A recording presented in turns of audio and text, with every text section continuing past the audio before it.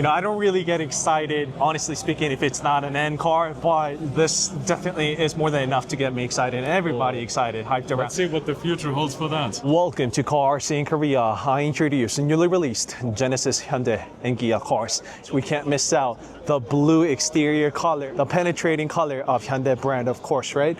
And as you saw from the thumbnail, I am here to meet the Concept 3, which is going to be the concept version of the production model IONIQ 3. So ladies and gentlemen, I give it to you. This is the Concept 3. So a lot of pixelated lights on the rear because that is the penetrating design language of the IONIQ brand. And once again, this is the concept car which we will meet as a production model of the IONIQ 3. So I am getting started with the rear for the obvious reason. Just so many people in love around the car. So there has always been the concept cars before the IONIQ cars, which started back in 2019 with concept car 45 that gave birth to the IONIQ 5 that we see behind us right there. In 2020, there has been the Prophecy, which gave birth to the IONIQ 6, which is sitting all the way over there. And come 2021, there's been 7, which gave birth to the IONIQ 9 sitting over there.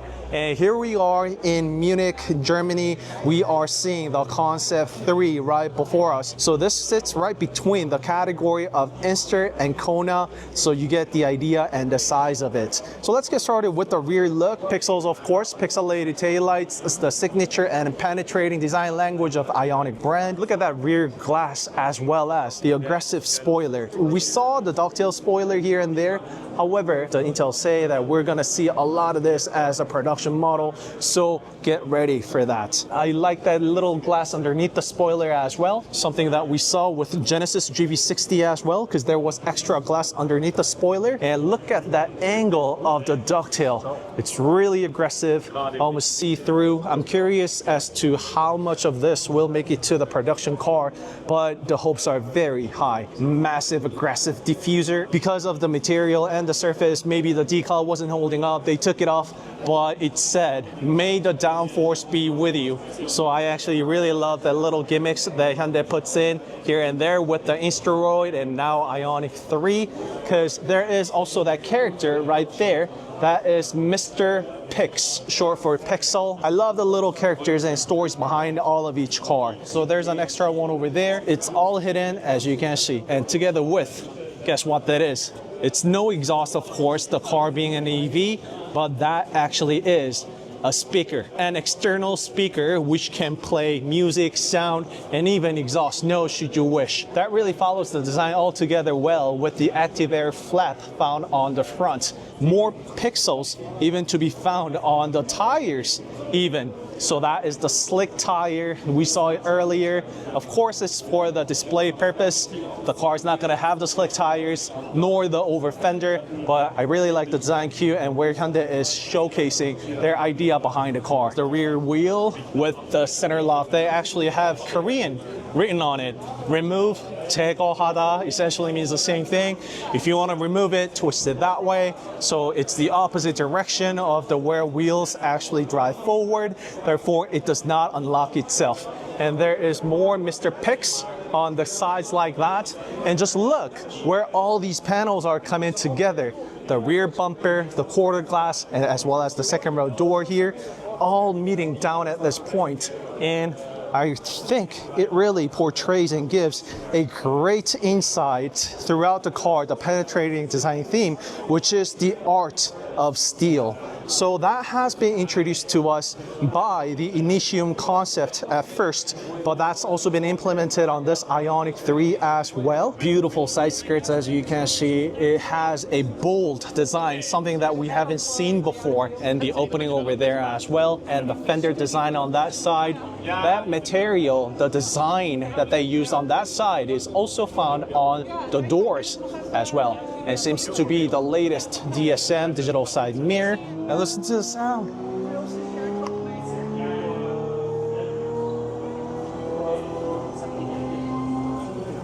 And finally, the front of the car. So this is the where I told you about the air curtain on the front. It's very discreet, right? It's very subtle, but it does the work. Front quarter view of the car. And it's got a lot of pixelated lights and patterns on the front, of course. And that 4 dots stand for the Morse code letter H. Of course, H for Hyundai. Not the first time we saw, but it's also found on the Concept 3. And the latest DRL we've been seeing here and there. So it definitely adds on to a Hyundai look that we've been getting. So another very creative way of coming up with the pixel lights and icons. Active air flap on the front. Massive. I doubt that it's actually a working prototype, but we get the idea. And the front wheels, they also have different angles and the curtain. So you can see towards the rear here. So it actually gets carved inside like that because Hyundai calculates all the air resistance around the car to better the NVH, noise, vibration, and harshness, as well as lowering that every 1,000th digit of CD, coefficient of drag, which gets converted into the NVH as well as the driving range. And the penetrating design language is actually the Aero Hatch. The words, they speak for themselves.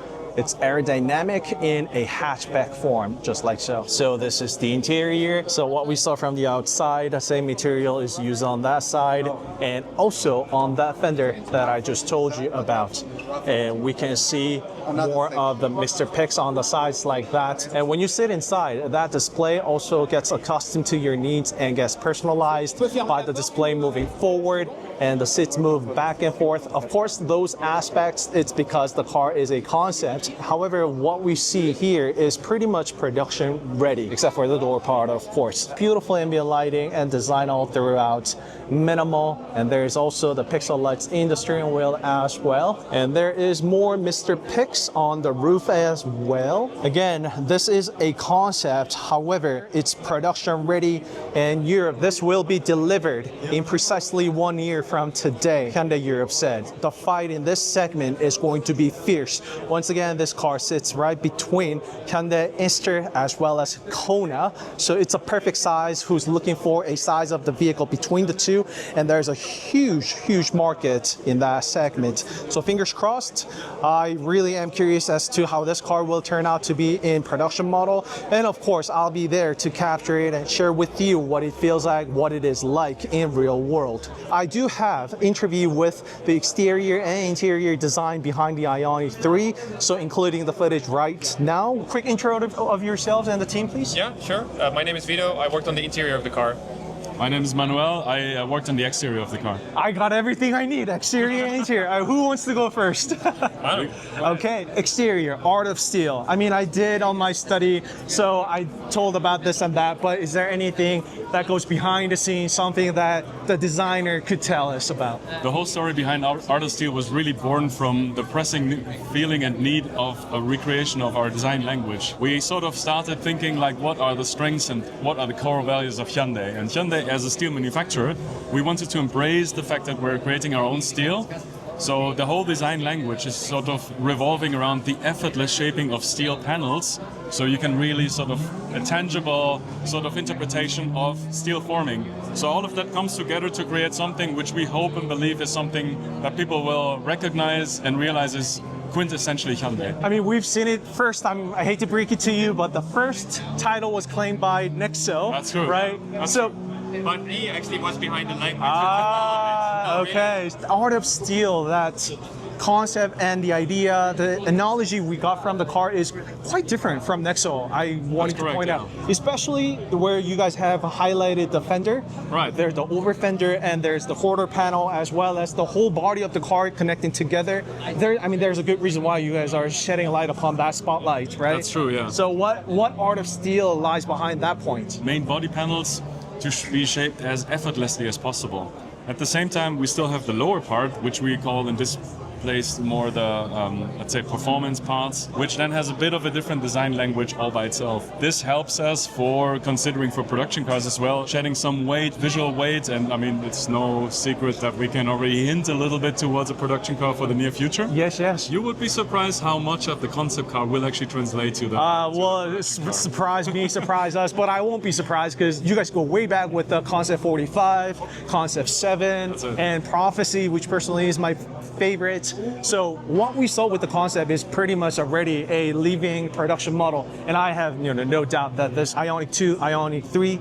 Do we have the name finalized? Not just yet. Well, you can. I know it's grasp 50-50. from the concept. All right, concept. All right. So Duma, my wife Duma here, pointed out what is the reason behind what the metal sheet and the color sensation we get is chosen. I.e., you could have made the metal like shiny. That's true, yeah. And you could have made it matte, which we are seeing right now. And also the fender flare has a little bit of different vibe to it. I mean, there's got to be a story behind it. Care to tell us a little more about it? Well, generally, you do have a color breakup to just divide the mass a little bit. We have a differentiation between the cladding and the main body volume.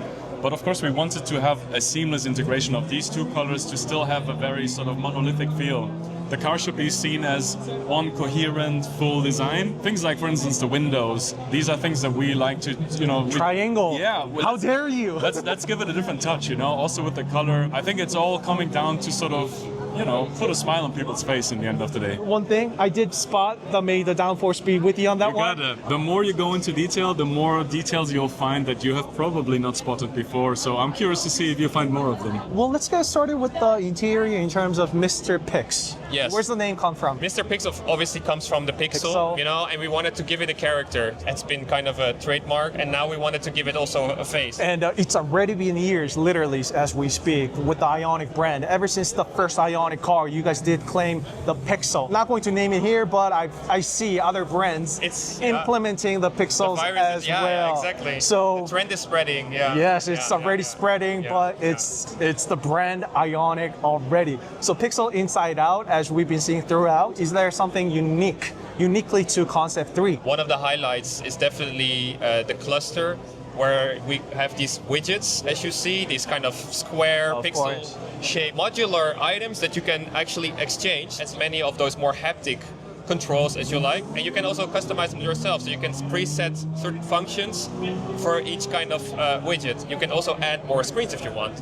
And I think that's the cool thing that we show, this kind of modularity, which is I think also important for a smaller car, which has a younger appeal for people that maybe, even grow up in a time, when you had the GameCube or these kind of memories. We want to bring that back and show what's possible beyond just, the normal screen. And I also noticed and spotted the engraving that you guys had on the seat. It was something Thrill Seeker, was it? Yes, and and Troublemaker. We try to not also take ourselves so seriously at Hyundai. But it's all about the details. I mean, I noticed the downforce, the Seeker, and I pay attention to those things. I absolutely admire and love the job that you guys have done. Fabulous. It's a great meeting and seeing the car in person and the team. I always love meeting and talking to the team because it doesn't matter what team, what car, I can always feel the love and enthusiasm you guys have. I also saw it on the side of the seat as well.